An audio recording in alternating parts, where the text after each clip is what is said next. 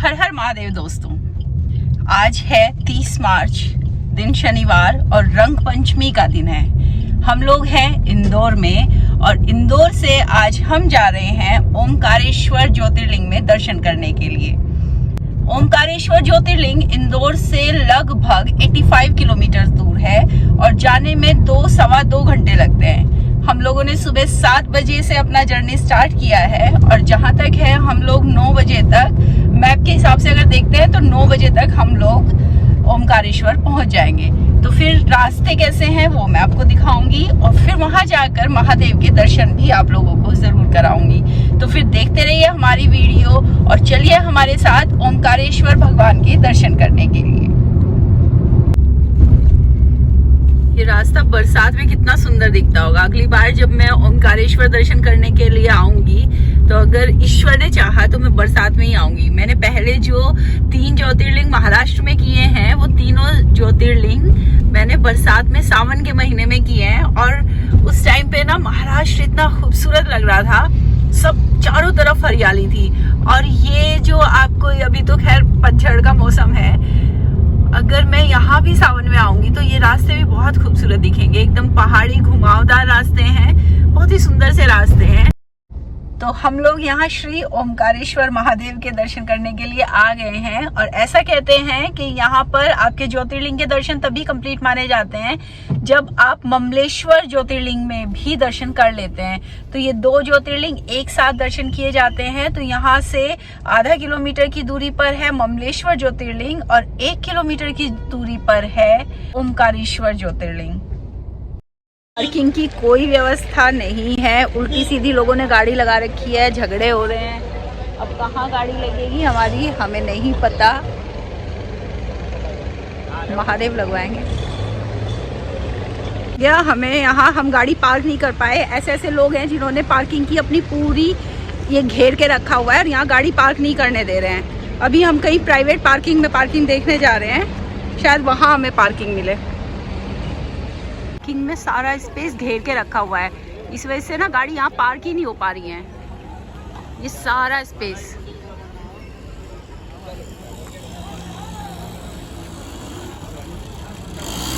एक घंटा लगाया इन्होंने, मेहनत की, तब जाके हमारी गाड़ी वहां पार्क हुई और कोई व्यवस्था नहीं है। हर जगह अतिक्रमण करके रखा हुआ है, बिल्कुल कोई व्यवस्था नहीं है। भगवान शिव के 12 ज्योतिर्लिंगों में से एक है श्री ओमकारेश्वर ज्योतिर्लिंग। श्री ओमकारेश्वर ज्योतिर्लिंग मध्य प्रदेश के खंडवा जिले में नर्मदा नदी के बीचों बीच ओम की आकृति के मानधाता द्वीप पर स्थित है। और क्योंकि इस द्वीप की आकृति ओम के आकार की है, इसीलिए इन ज्योतिर्लिंग का नाम ओमकारेश्वर ज्योतिर्लिंग है। यहाँ पर भगवान शिव की 2 रूपों में पूजा होती है, एक ओमकारेश्वर ज्योतिर्लिंग के रूप में और एक ममलेश्वर ज्योतिर्लिंग के रूप में। तो यहाँ आकर आपको इन दोनों ज्योतिर्लिंग के दर्शन एक साथ करने पड़ते हैं, तभी जाकर आपका एक ज्योतिर्लिंग कंप्लीट माना जाता है।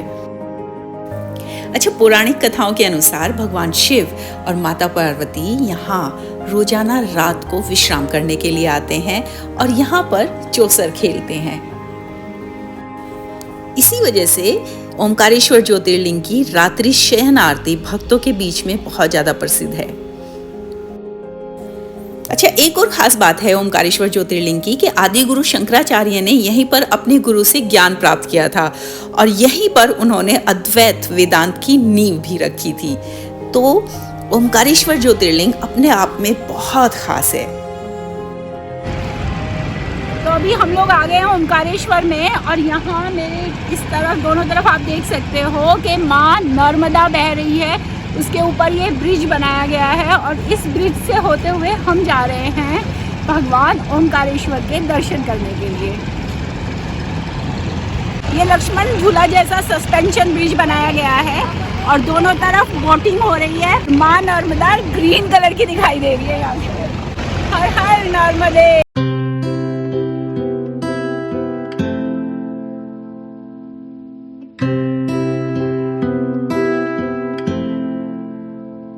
यहाँ ना मोटर बोट चल रही है, उनकी वजह से चारों तरफ बहुत शोर हो रहा है।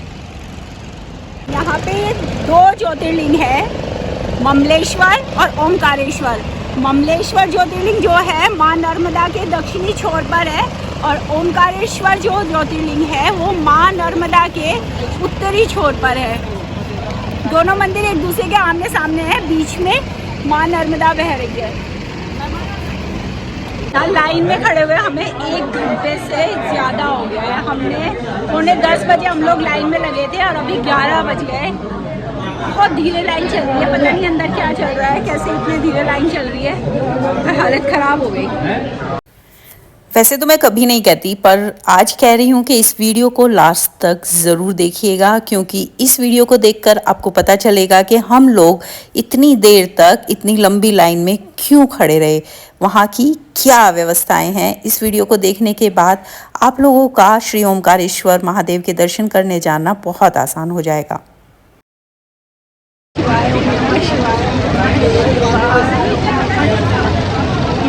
ओमकारेश्वर भगवान के हमारे दर्शन हो गए। तो अभी हम लोग हैं ममलेश्वर महादेव टेम्पल में। ओमकारेश्वर में बहुत ज़्यादा भीड़ थी, यहाँ उतनी ज़्यादा भीड़ नहीं है। दर्शन हमारे हो गए हैं, बहुत खूबसूरत दर्शन हुए हैं और आज देखा जाए तो हमारे असली वाले दर्शन हुए हैं। अब तक हम जहाँ भी गए हमारे दर्शन बड़े आसानी से हो जाते थे, आज पहली बार महादेव ने असली वाले दर्शन दिए हैं।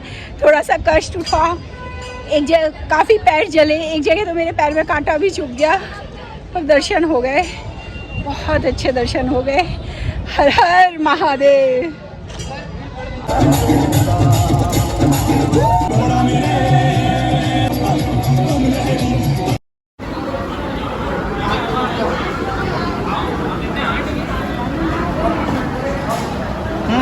क्या ऑर्डर किया है? हमने सिंपल दाल रोटी ऑर्डर किया, सिंपल। देखिए महादेव की कृपा से दर्शन हमारे बहुत अच्छे हो गए। ओमकारेश्वर महादेव के भी दर्शन अच्छे हुए, फिर ममलेश्वर महादेव के दर्शन भी बहुत अच्छे हुए। वहाँ पर 2 ज्योतिर्लिंग हैं, उन दोनों ज्योतिर्लिंग के दर्शन आपको एक साथ करने होते हैं, तब जाकर आपका एक ज्योतिर्लिंग कंप्लीट माना जाता है। तो दर्शन तो हमारे बहुत अच्छे हुए, पर अगर मैं बात करती हूँ ना व्यवस्थाओं की, वहाँ पे ना व्यवस्था नहीं है। जैसे कि इतना बड़ा ज्योतिर्लिंग है, 12 ज्योतिर्लिंगों में चौथा ज्योतिर्लिंग ओमकारेश्वर ज्योतिर्लिंग है। ज्योतिर्लिंग हमारे धर्म में सबसे बड़े मंदिर हैं, उसके बावजूद भी भीड़ तो भयंकर है, पर व्यवस्था नाम की चीज नहीं है। लाइनें पता नहीं कहाँ से लाइनें वो लोग लगा के लेके आ रहे थे, और वो लाइन जो है सारी जाके एक छोटे से मंदिर के अंदर घुसा दी जा रही थी।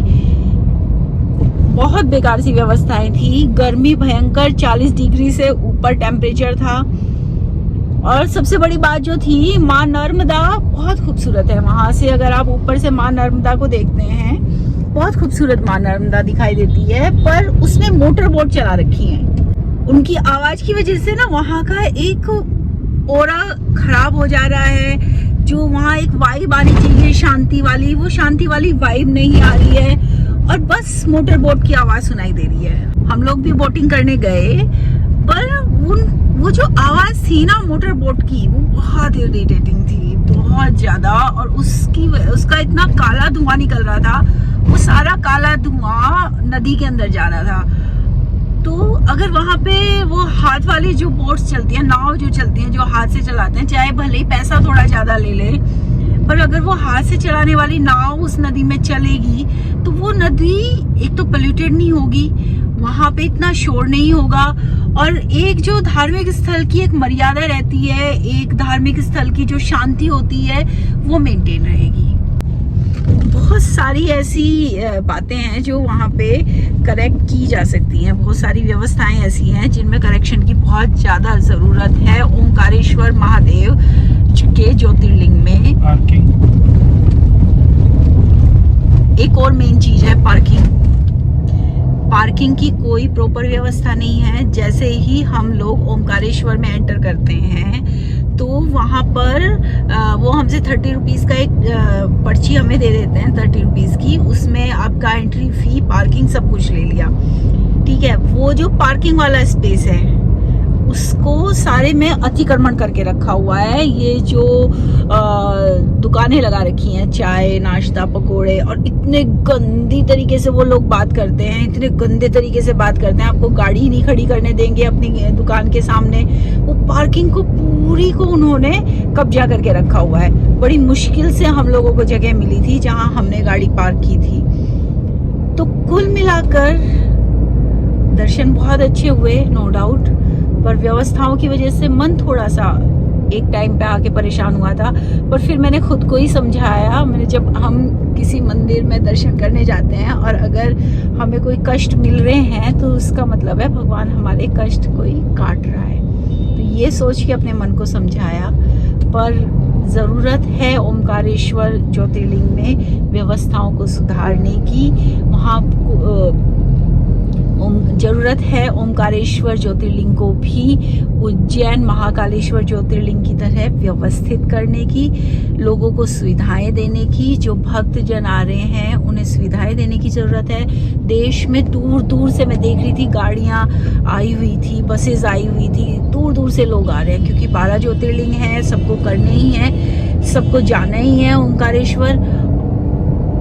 भीड़ बहुत ज्यादा और उस भीड़ की कोई व्यवस्था नहीं, गर्मी भयंकर, तो थोड़ा सा यही रहा। बाकी दर्शन हमारे हो गए, अंत भरा तो सब भरा।